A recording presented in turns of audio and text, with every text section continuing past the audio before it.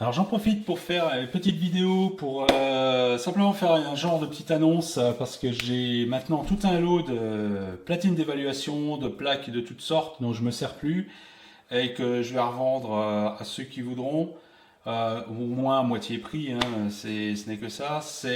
Bon, alors là j'en ai 5, bon, dont ce sont des plaques, soit j'en ai plus l'utilité, soit je ne m'en servirai pas parce qu'elles ne correspondent pas à ce que je veux. Donc là j'ai quoi? Alors, j'ai un système Tower complet de chez NXP, de Freescale. C'est un truc à base de ARM, processeur ARM. C'est un environnement de développement complet avec 3 cartes. C'est leur système Tower qui est basé sur la puce K70. Ça doit être un ARM 4M, quelque chose comme ça. Bon, pour moi, c'était un peu too much parce que ça fait vraiment trop de choses et ça en fait un peu trop pour ce que je veux en faire. Donc là, c'est un microcontrôleur, hein, qui contient toutes sortes de périphériques. Donc il y a le système de développement de chez Freescale. Il est complet, je m'en suis même pas servi. Enfin, je l'ai branché, hein, il fonctionne. Il est comme neuf.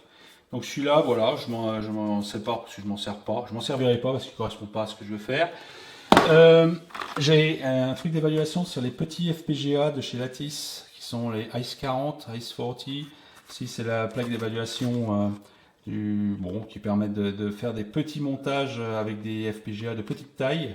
Donc voilà, bon, ça c'est trop petit pour moi, hein, donc je vais être obligé de me rabattre sur je pense sur des cyclones, cyclone 5 ou des versions, je ne sais plus les noms de chez Xilinx. J'arrive pas à retenir leur nom. C'est pas un Kinetis, c'est un peu plus petit, mais c'est du même genre. Je vais être obligé de passer parce que j'ai besoin de PCI Express ou de choses comme ça, chose que ne fait pas ce genre de truc. Mais ça, c'est bien pour faire de la petite logique câblée à base de FPGA. Et ça, c'est pas mal parce qu'ils ont un environnement de développement complet. Voilà. Ça, voilà. J'ai. Alors, ça, c'est une carte OneBoard. Alors, OneBoard, c'est un ordinateur, c'est un quad-core Cortex A9 avec 2 Go de mémoire, avec toute la connectique possible imaginable. Il marche très bien, hein. Donc c'est pareil, moi, il manque certaines choses pour ce que je veux faire, mais il fonctionne parfaitement. Il a tout, il y a même du serial ATA, des USB, il y a même un port série, hein, bon, de l'audio, enfin il y a tout ce qu'on veut. Ça c'est, on va dire, un concurrent à tout ce qui est Raspberry et tout ça. Donc il y a plein de choses qu'on peut faire avec. Voilà, bon, ça j'en ai essayé plusieurs des comme ça, donc bon, moi maintenant je suis obligé enfin je suis obligé, je partirai sur un autre truc. Alors te voilà toi. Donc ça c'est, voilà, ça c'est, voilà. Ah, celui-là je vais l'appeler Zener. Allez, ça va être Zener, ça va être son nom, ça va être la mascotte du canal. Ah oui, Zener, pourquoi? Bah, parce que lui au moins il a la cathode qui est repérée, hein, on le remarque là. Donc voilà, alors lui, dès que je fais un truc, il faut qu'il vienne, hein, ça c'est évidemment. Donc ensuite, j'ai une carte qui est à peu près équivalente à la OneBoard, mais qui est un peu plus petite, qui est le Maker Guitar, qui pareil fonctionne très bien, moi je m'en suis servi, alors c'est du même genre, c'est plus compact, il y a un peu moins d'entrée-sortie, elle est compatible avec tout un lot de cartes concurrentes, parce qu'elle a le bus, enfin le connecteur GPIO qui est compatible avec je sais plus quel modèle, mais je pense, c'est Raspberry et compagnie, hein. Donc, et c'est pareil, c'est un quad-core, 2 Go de mémoire avec toute la connectique sous Linux, hein, les deux sont sous Linux. Ça fonctionne aussi très bien. Elle est plus compacte, elle correspondait plus à ce que je voulais.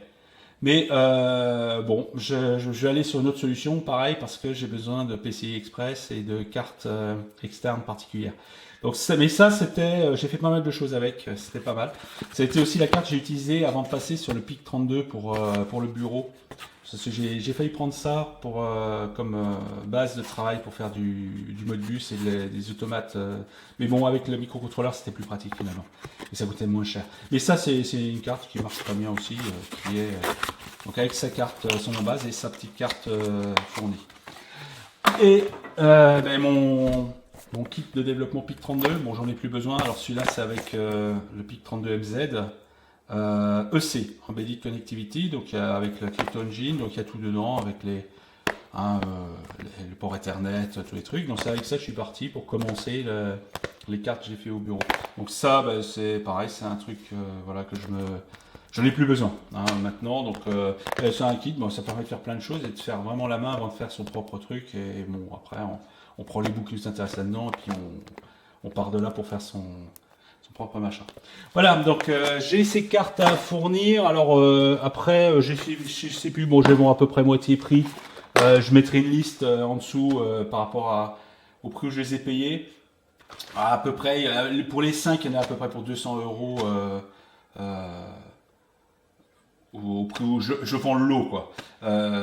En achat, il y en a pour beaucoup plus que ça. Je pense qu'il y en a pour plus proche de 500 euros avec la TVA, les frais de port, les frais de douane et tout le Bataclan.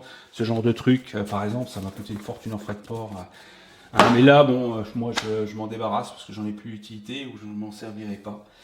Voilà, bon, pour ceux qui s'intéresseraient, ben voilà, il n'y a plus qu'à m'écrire, et puis voilà, on s'arrange, et puis je revendrai tout ça. Donc ils sont comme neufs, ou alors ils fonctionnent de toute façon très bien, hein, il n'y a pas de souci avec leur emballage d'origine, les câbles et tout. Voilà.